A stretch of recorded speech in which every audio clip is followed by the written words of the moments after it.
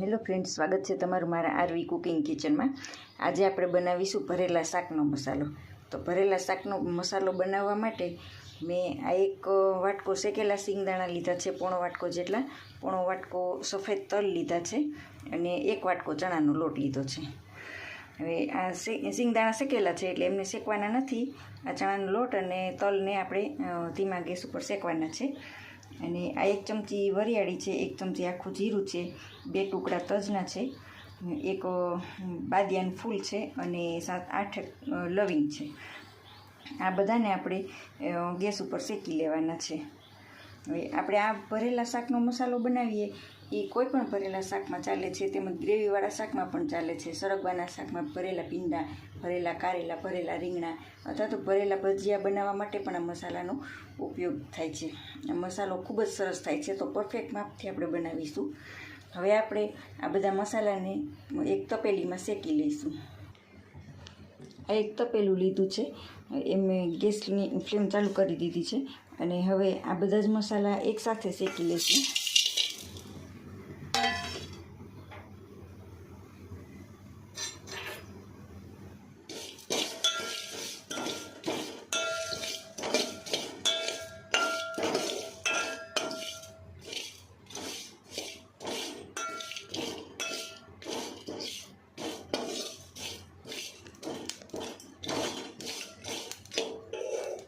ખાલી 2 મિનિટ માટે જ શેકવાના છે એમને।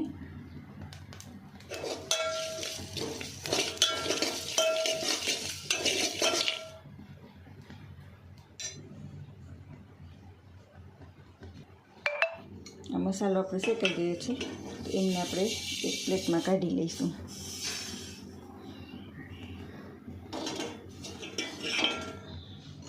હવે એ જ તપેલીમાં આપણે સફેદ તલને શેકી લઈશું। તલ આપણી પાસે જેટલા હોય એ પ્રમાણે લઈ શકાય છે, ઓછા હોય તો ઓછા પણ લઈ શકાય અને ના હોય તો પણ ચાલે છે। એમને પણ ફૂલ ગેસ ઉપર થોડીક વાર માટે શેકી લઈશું।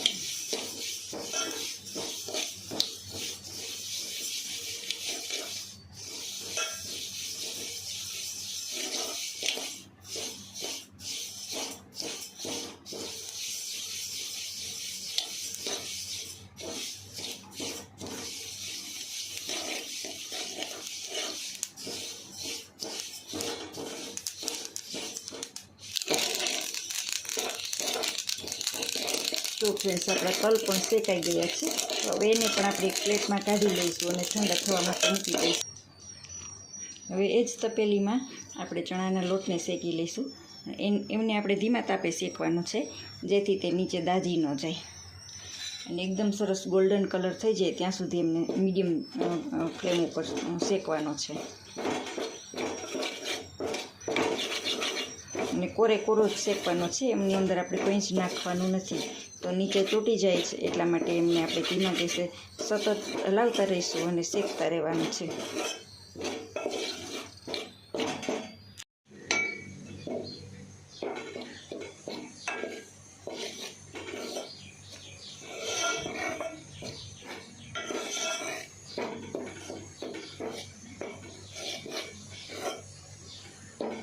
જો ફ્રેન્ડ્સ, આપણો આ ચણાનો લોટ હવે શેકાઈ ગયો છે, સરસ એકદમ ગોલ્ડન કલરનો થઈ ગયો છે।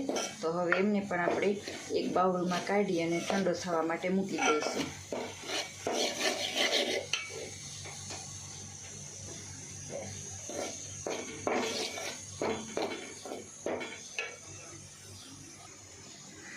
જો ફ્રેન્ડ્સ, આને એક બાઉલમાં કાઢી લીધો છે ચણાના લોટને અને હવે એમને ઠંડો થવા માટે મૂકી દઈશું। હવે ત્યાં સુધીમાં આપણે આ સિંગદાણા, આ શેકેલા તલ અને આ મસાલો એ બધું જ મિક્સરમાં પીસી અને પાવડર બનાવી લઈશું।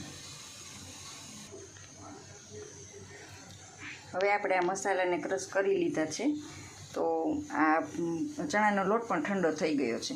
તો હવે આપણે આ બધા જ મસાલા આ ચણાના લોટમાં ઉમેરી દઈશું।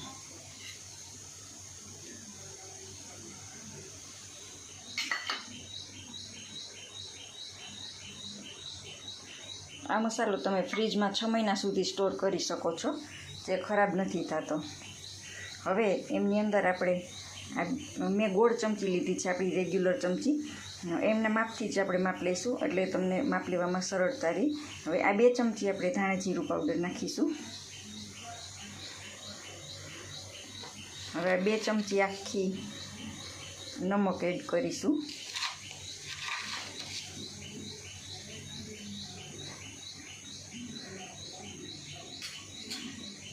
આપણે અડધી ચમચી જેટલી હિંગ નાખીશું.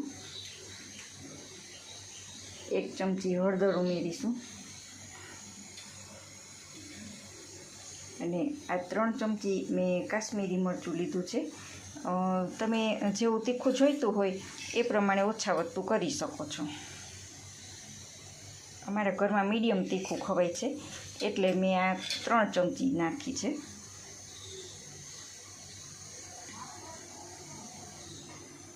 હવે મેં 1 ટુકડો જેટલો 1 ઇંચનો ટુકડો આદું ખમણ કરીને રાખ્યું હતું તો એ ઉમેરી દઈશું.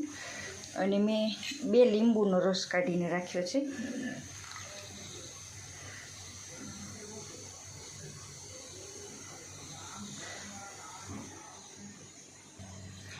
આમાં 2 લીંબુનો રસ નાખ્યો છે એટલે એના પ્રમાણમાં હું આ 4 ચમચી ખાંડનો પાવડર નાખીશ એમાં.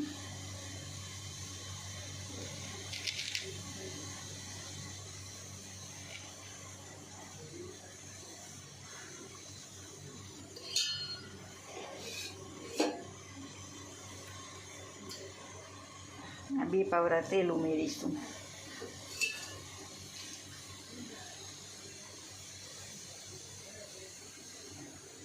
આ બધા જ મસાલાને આપણે હાથથી એકદમ મિક્સ કરી લેવાનો છે.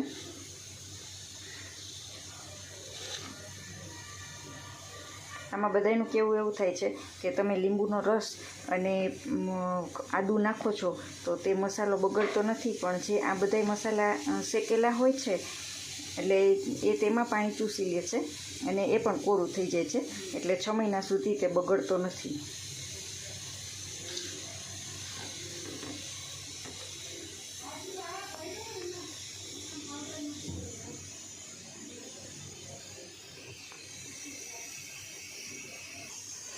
આમાં મને ચટણી થોડીક ઓછી દેખાય છે તો હું હજી 1 ચમચી જેટલી એમાં ચટણી ઉમેરીશ. અને કાશ્મીરી મરચું છે એટલે થોડુંક તીખું ઓછું હોય છે અને કલર સરસ આવે છે. અને થોડુંક તેલ પણ ઓછું લાગે છે તો હજુ 1 પાવડું તેલ ઉમેરી દઈશું.